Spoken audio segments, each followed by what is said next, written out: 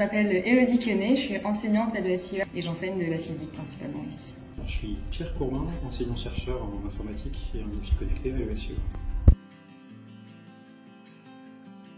Donc, je suis enseignante ici à l'ESIEA depuis la rentrée de septembre 2019. Mais avant ça, je faisais de l'enseignement et de la recherche, donc j'étais enseignante-chercheur. Mais j'ai arrêté la partie recherche parce que je voulais me focaliser vraiment sur l'enseignement parce que c'était ce que je préférais dans mon métier. Alors j'ai eu quelques interruptions, notamment pour travailler dans l'industrie, mais ça fait 12 ans que j'enseigne. Alors, ce que j'aime dans mon métier déjà, c'est de faire quelque chose où j'ai l'impression d'être utile. Tous les matins, quand je me lève et que je vais enseigner, j'ai l'impression d'apporter quelque chose aux élèves en partageant mes connaissances. J'ai l'impression de faire vraiment quelque chose d'utile pour eux. La deuxième chose que j'aime dans mon métier, c'est que j'enseigne de la physique et que c'est quelque chose de vraiment concret. Donc pour eux, ça leur apporte des connaissances qu'ils vont pouvoir vraiment utiliser ensuite derrière. Et enfin, ce que j'aime vraiment au quotidien, c'est être avec les élèves, la relation qu'on peut avoir avec eux et voilà, la proximité, la relation enseignant-élève. Très bonne question. Alors là, je devrais dire que j'aime transmettre aux étudiants les connaissances. Ce serait pas faux, mais je crois que ce que j'aime encore plus, c'est en fait l'inverse. C'est apprendre.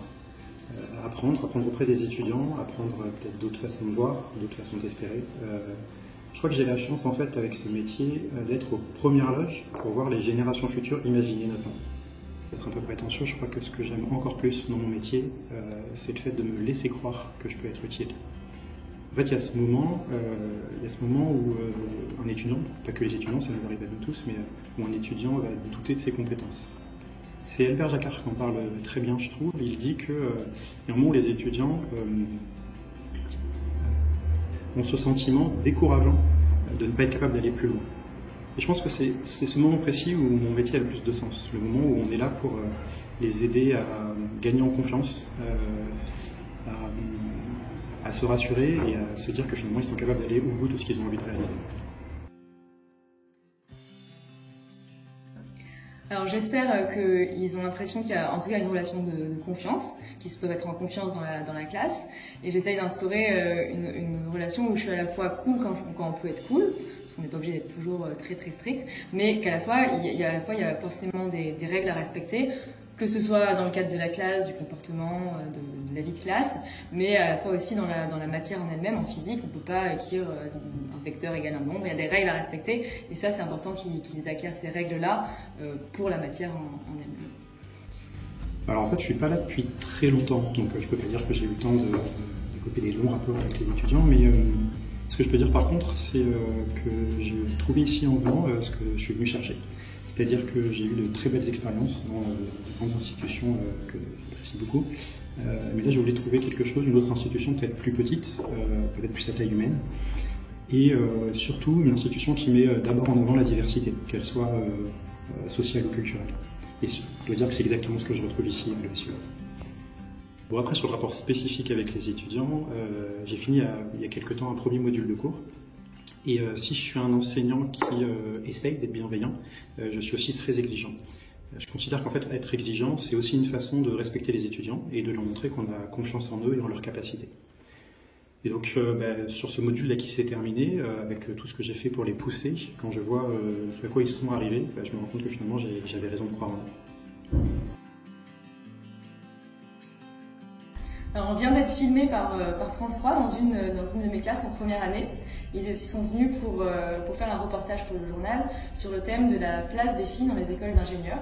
Donc c'est vrai qu'actuellement à l'ESIEA, il y a quand même déjà pas mal de filles, parce qu'il y en a autour de 20% si je ne me trompe pas, mais il pourrait y en avoir encore plus.